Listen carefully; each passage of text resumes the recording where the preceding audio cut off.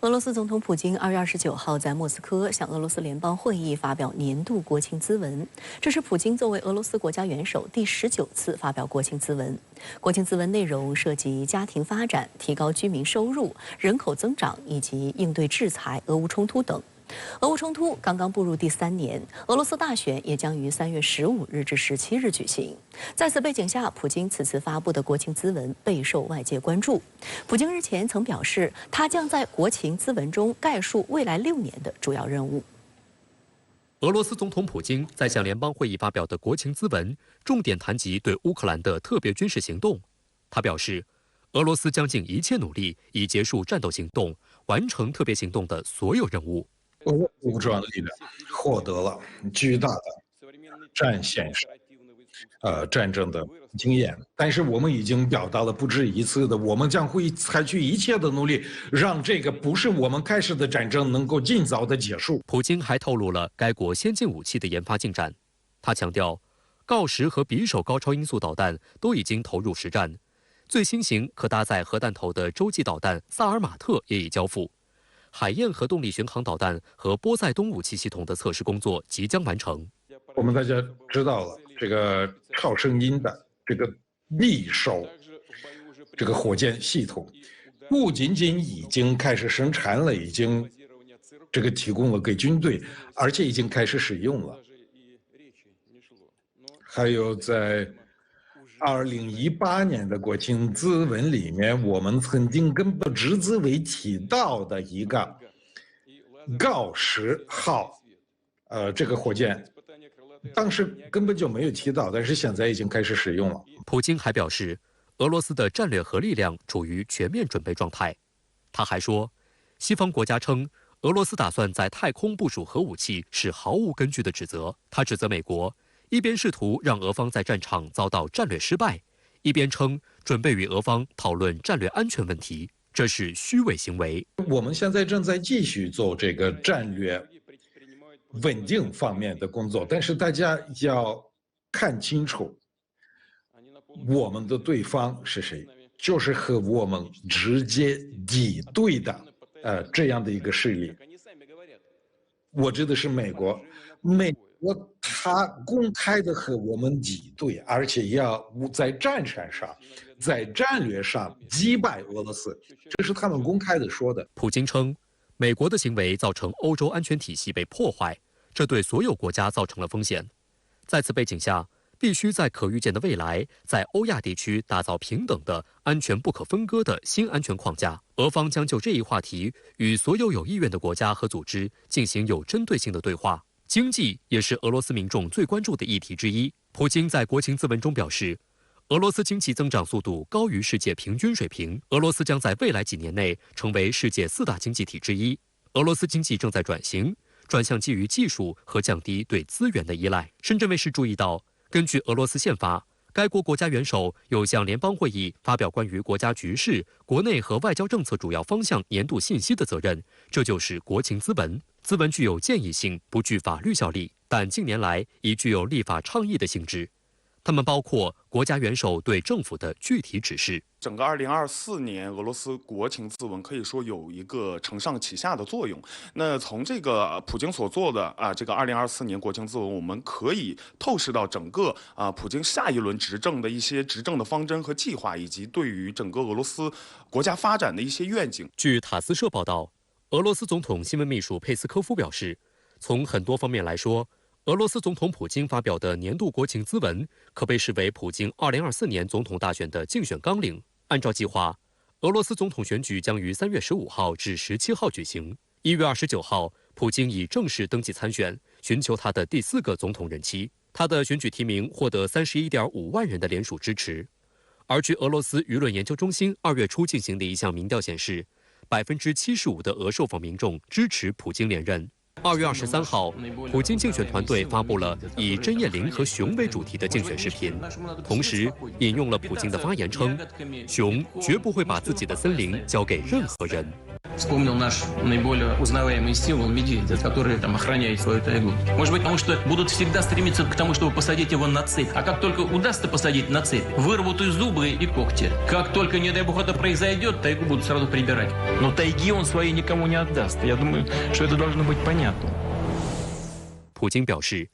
所谓牙齿和爪子，比喻的是俄罗斯核武器，而一旦失去牙齿和爪子，这只熊就会变成一只毛绒玩具。分析指出，在俄乌冲突中保持韧性是普京能否连任的关键因素。俄军在乌克兰的特别军事行动已经进入第3年，早就进入了消耗战的阶段，进入了隐性的经济实力对抗阶段。但不少观察都指出，随着美西方的援乌疲劳症日益发作，目前的形势对乌克兰不利，因而对俄罗斯有利。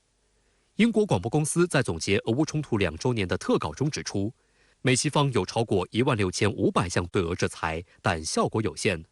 俄联邦统计局初步测算，去年该国的 GDP 增速高达3.6%，相比之下，欧元区增速仅为0.5%。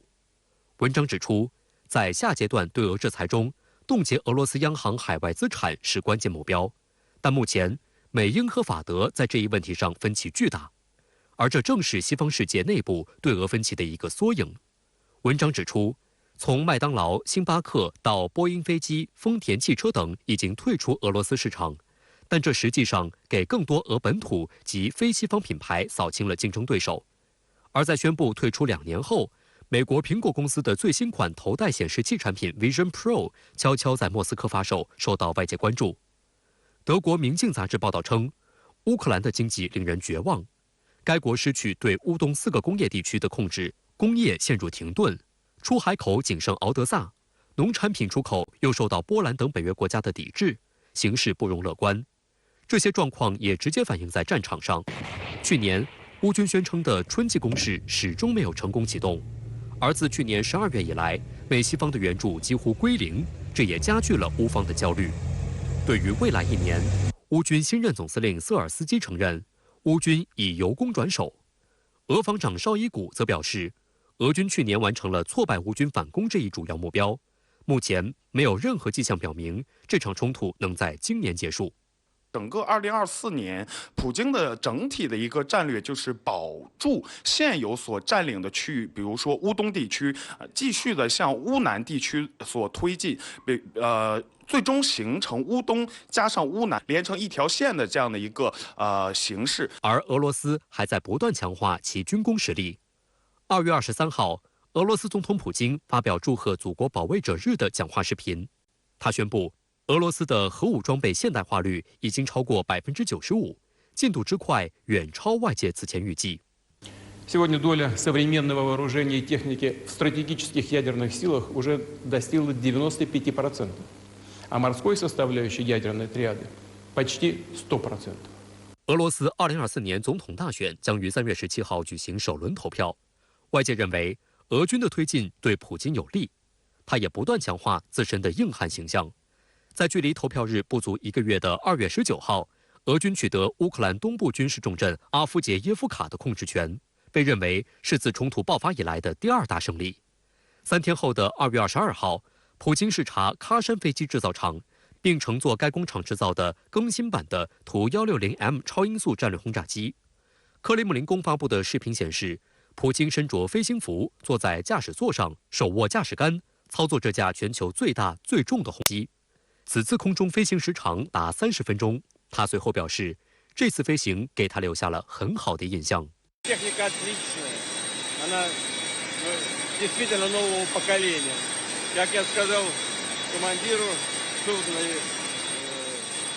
值得注意的是，就在俄罗斯大选前夕，美西方再次追加对俄制裁。美国总统拜登23号宣布对俄罗斯祭出超过500项新制裁，宣称要堵塞此前10几轮制裁的所有漏洞，达到毁灭性的制裁效果。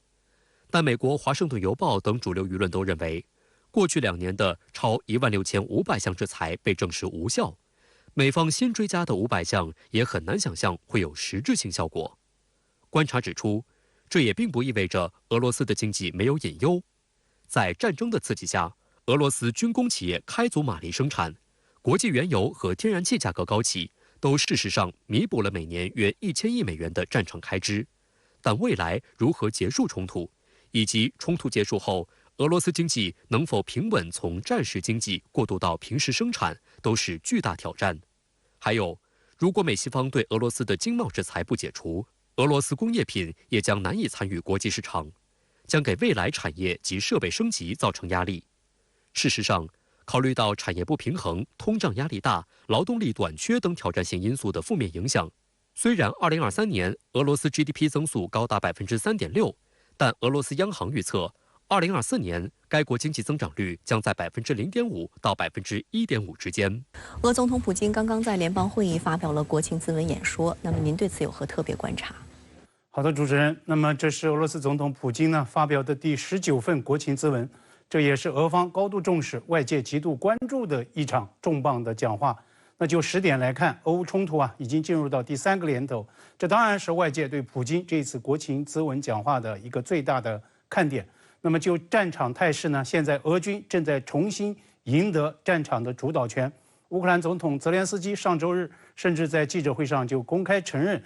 乌克兰军队面临最困难的情境，已经处于全面的守势，不排除呢俄军最快在春末夏初发动新一轮的大规模的攻势。那昨天乌军的新任总司令甚至罕有的在社交媒体发帖承认乌军在前线极其困难，他更是以上周的前线探访为例，那么炮轰有下属执行军令不力，那么这等于是将乌军内部的这个分歧公开化了。此外呢，法国总统马克龙也刚刚在巴黎援乌大会上扔下一颗震撼弹，也就是所谓的不排除直接出兵乌克兰的这种可能性。所以在这样一个节骨眼上，外界期待从普京的最新的政策讲话中来捕捉重要信号。同时呢，俄罗斯内政也面临重大的议程，还有半个月，俄罗斯大选就将举行。普京再度当选连任没有问题，但是呢，悬念在于他将会拿到多少的选票，他会以何种民意支持率开启新的6年任期。那这一次国情咨文讲话，无疑呢是他在选前和俄罗斯民众直接沟通对话的一个重要契机。